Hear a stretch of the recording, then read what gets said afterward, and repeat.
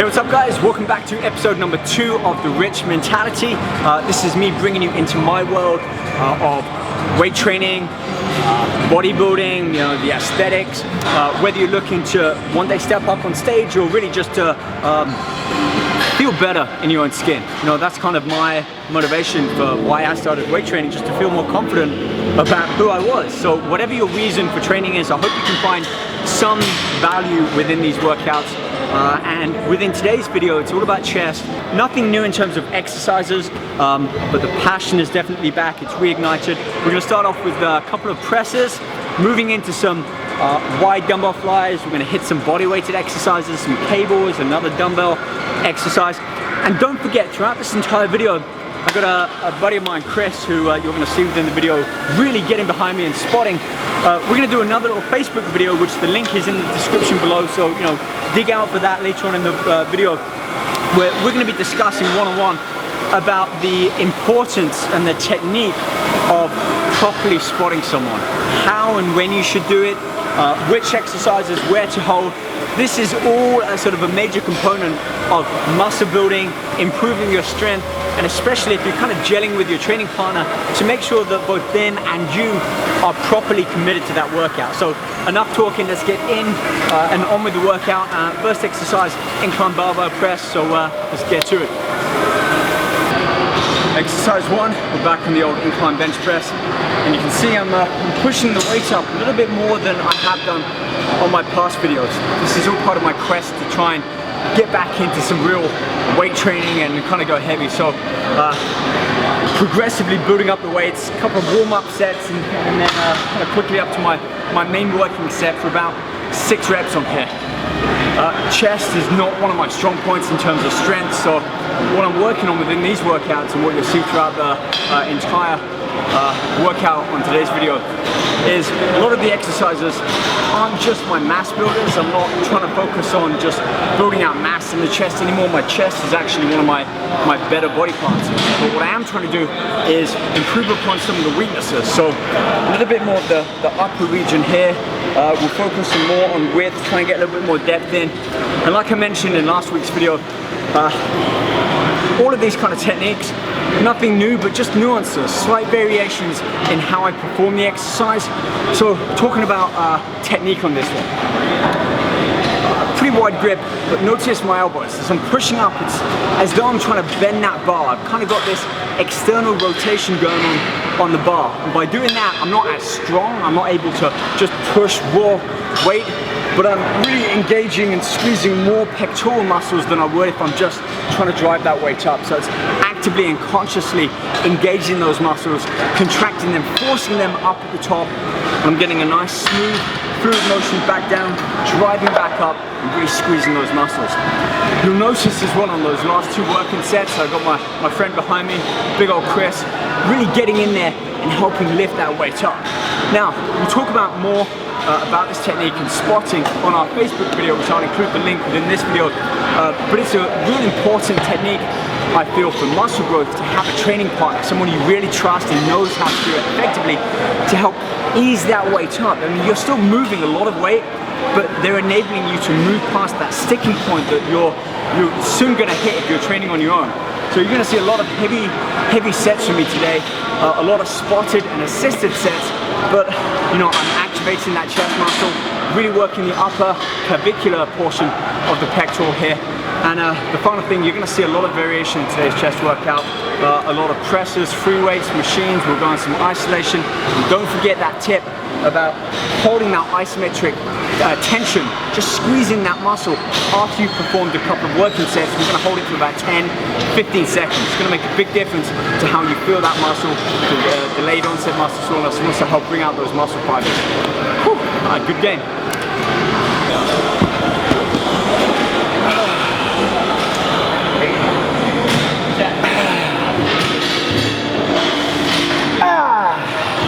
So here we are with exercise number 2, flat bench dumbbell presses.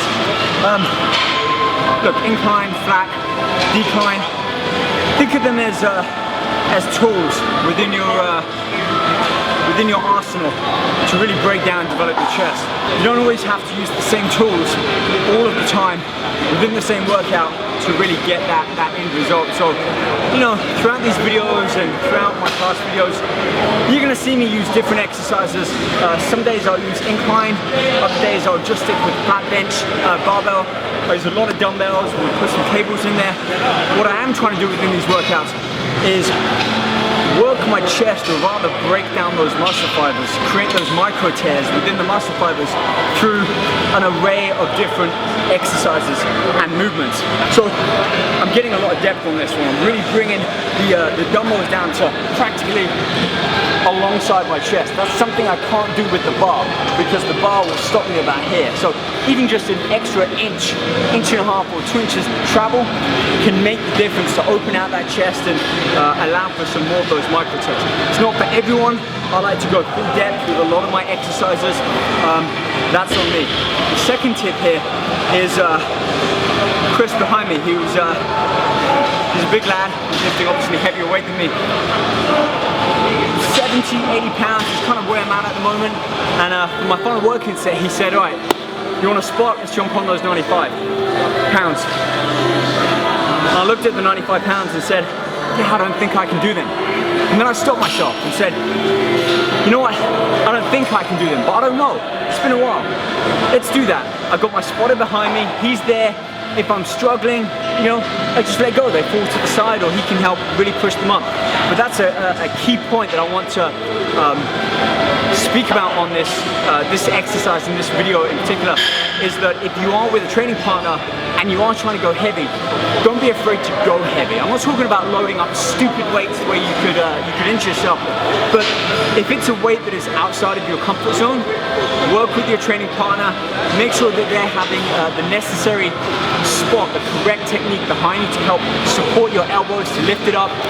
And then it's on you, even if you're just focusing on those eccentrics, the negatives, controlling that weight down, and then they're using a lot of their effort to help push the weight back up. That can go a long way to help create those micro tears, break down those muscle fibers, and get you well on your way to resting, recovering, rebuilding those fibers, and coming back a little bit stronger, so that on your next workout you can start to push those weights up. But anyway, my chest is feeling really pumped now. I've got a lot of blood in there. Mobility is feeling really nice and loose. So we're gonna move on, hit some flies, nice and wide, and we're about halfway through the workout. So far so good.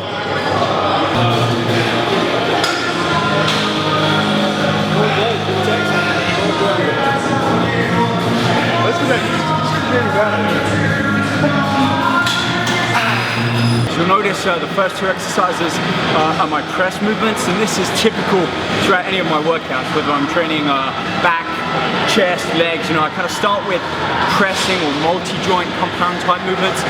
Now I'm into more of an isolation type movement, and the fly is another staple exercise for the chest. I mean, the breast, the pectoral, really does this. If you think of how a bird, okay, slightly different with their breast muscles, but it enables them to flap their wings.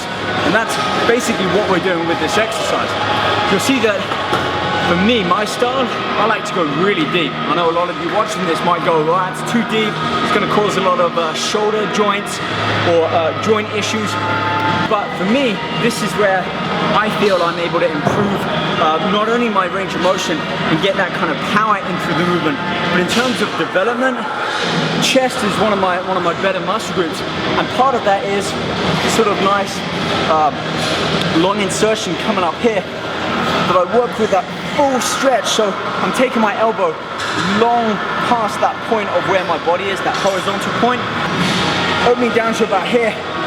Slight bend in the elbow, I'm going even deeper, getting a really great stretch in that chest, which coupled with that weight resistance, think about how much extra muscle trauma I'm able to create from that, as opposed to just going heavier and going through a limited range of motion, at least for me. So I'm looking to get the maximum amount of weight I can move with the widest, longest range of motion, and that's where once again Chris comes in to spot me. Just a little bit of pressure on the elbows. We're going to talk a lot more about a squatting technique over on the Facebook video that you can see in the link below.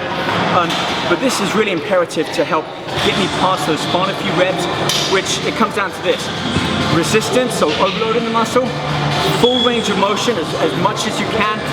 Also, being able to push past your your ceiling limit, your threshold of weight. So heavyweight, training partner, and full depth.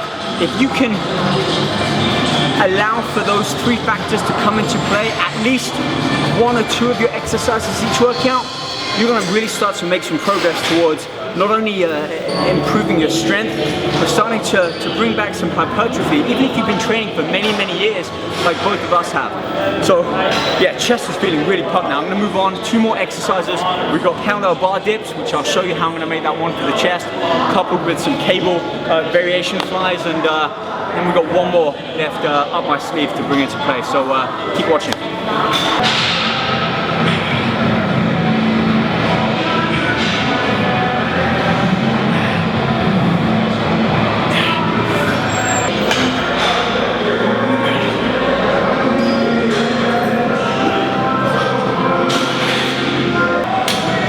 Okay, so on in some cable flies now. The great thing about this is it allows you a ton of different variation, different angles, movements and positions to be able to train that pec and take the arms up at different angles. So with this, I don't want to be too high, because then I feel like I'm not able to really activate that chest coming down, so that my arm is too far up here.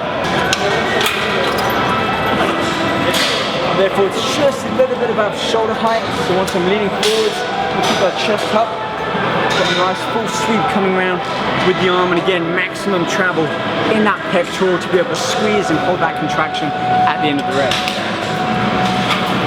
Enough weight on there first.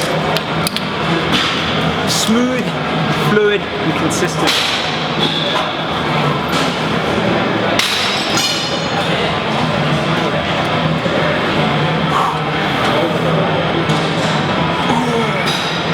Fixed arm, let that chest do all the work.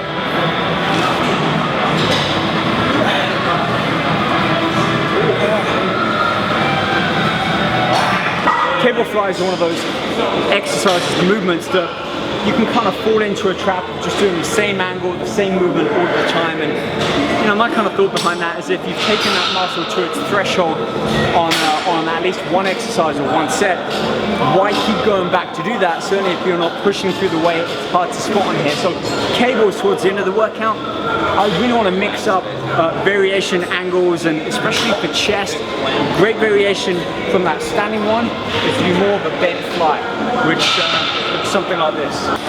Really gonna tilt forwards, flex at the waist, get that weight coming down from almost above us.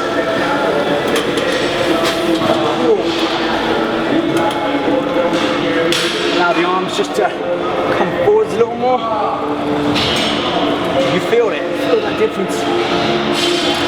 Plus you get that nice stretch up at the top. Closing the arms without bending the elbows or contact at the end. If we do this, we're then pushing force, applying force, we take that off of the chest. So I want to keep tension on that muscle throughout that full working set. Bring it forwards a little bit. Slight variations.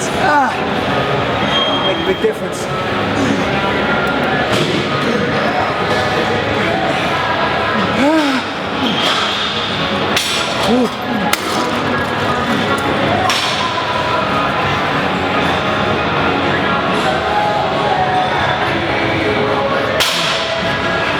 Did this on my last video. I'm just holding that muscle contraction, static without any movement.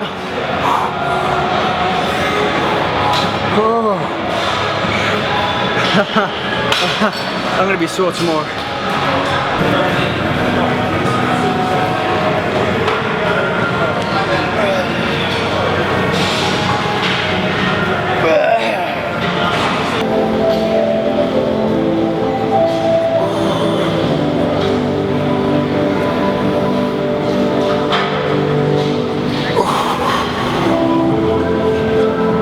So the dumbbell pullover, I like to use a heavy weight, but still with good form. You see I'm going for a full range of motion. I'm holding on the underside of the dumbbell. I'm not holding the actual handle like this. I've got my palms open in that diamond shape, holding the underside So my wrists are acting like a rudder, allowing me to position, keep that weight vertical as I'm taking it back down. Big deep breath in, I'm opening up that diaphragm, breathing it all in as I get that stretch. It's a good stretch in the chest too. And then exhale as I drive that dumbbell back over to my chest. 2-3 sets here. A barbell, some days I'll use that on a back workout, which is typically more for the lats. So, you know, experiment, preference. A lot of this within this sort of level of the workout comes down to your own personal preference and what your goal is. But I'm putting this out on these videos to share my passion, to share what I feel I've built up over the last 15, 16, 19 years worth of training. Let me know if you are finding it beneficial. And if you happen to be in my neighborhood here at Venice, California, come to Gold Gym and you see me, come and say hi. Come grab a picture, come talk to me about some exercises or question some of the workouts I do. You know, let's start a discussion both online and in person. But that wraps up the end of the video. Big shout out to Chris behind. I'll include his Instagram and YouTube link as well. You can kind of see the other perspective of the guy who's been spotting a lot of my workouts, really what he's up to and why he's so big and strong. So I'll share that, so thank you Chris, check him out. Look, this just comes down to why I do what I do. And if you want to find out more about that, be sure to check out the Facebook video that me and Chris are doing right now, where we're going to talk about all of these different topics and questions that him and I have been talking about throughout the workout, in particular about spotting. So on my Facebook page, the link's going to be in the description, check it out. We're going to be talking for 10-15 minutes and just kind of bouncing back and forth about why it is that we do what we do. So thank you for watching. I'll see you guys soon. Episode number 3 coming soon, so check that out. Take care, train hard.